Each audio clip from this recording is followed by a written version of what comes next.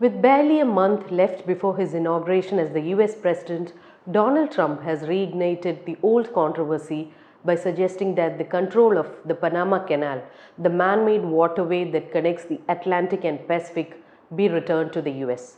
Trump wrote on his social media platform Truth Social that the fees charged by Panama are ridiculous and hinted at growing Chinese influence over the waterway.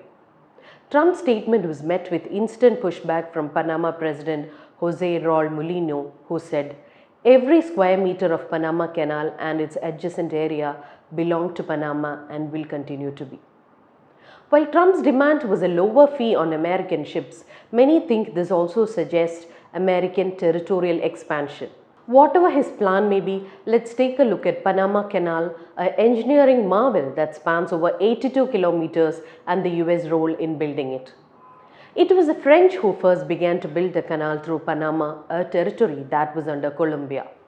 The efforts were led by Ferdinand de Lesseps, who built Egypt's Suez Canal. Though the work began in 1918, it progressed little over 9 years before going bankrupt.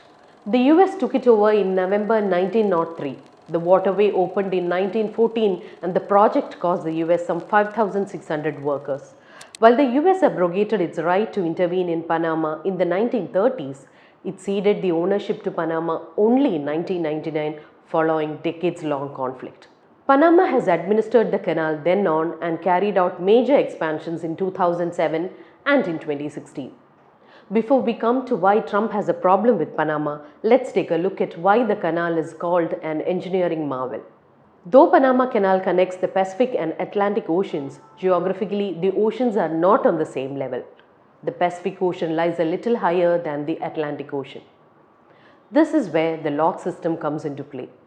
The difference in the sea level means ships should get to 26 meters above the sea level to the man-made Gatun Lake. Ships entering the Panama Canal from the Atlantic enter the first of 3 Gatun locks, where the massive chamber fills with 26.7 million gallons of water.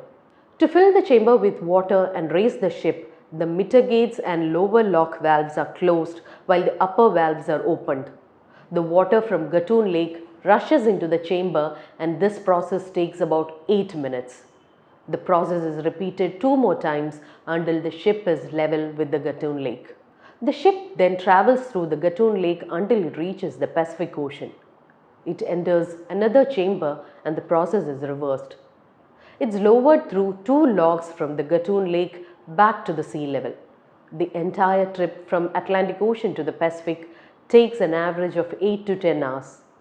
The ships pay for the travel through the Panama Canal based on the measurements of the vessel each time they enter. And it's this fee that has triggered Trump's anger. However, analysts say there's little he can do to take control of the canal except another invasion of Panama.